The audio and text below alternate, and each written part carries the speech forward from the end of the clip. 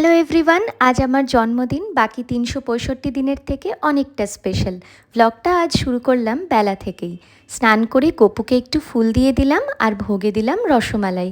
দুপুরে আজ লাঞ্চ করেছি একদম সিম্পল, ভাত, ডাল, আলু সেদ্ধ, ৩ রকম ভাজা, কাতলা মাছের ঝোল আর সাথে জন্মদিনের স্পেশাল পায়েস, মিষ্টি তো ছিলই।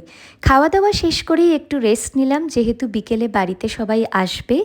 বাবি আমার জন্য 2টো কেক এনেছে আর সাথে আমার দেওরও একটা কেক নিয়ে এসেছিল। আর সবাই জানে আমি চকলেট ফ্লেভার কেক কতটা ভালোবাসি। সবাই আসার পরেই কেক কেটে নিলাম 3টে কেক।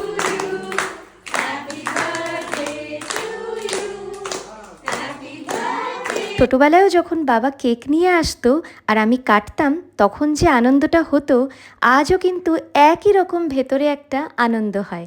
কেক কাটার অনুভূতিটাই কি সুন্দর, তাই না? রাতের ডিনারে ছিল ফিশ ফ্রাই, সঙ্গে ফ্রেঞ্চ ফ্রাইজ, বাসন্তী পোলাও, মাটন, ছানার কোফতা আর আমার সবচেয়ে পছন্দের চিংড়ি মালাইকারি।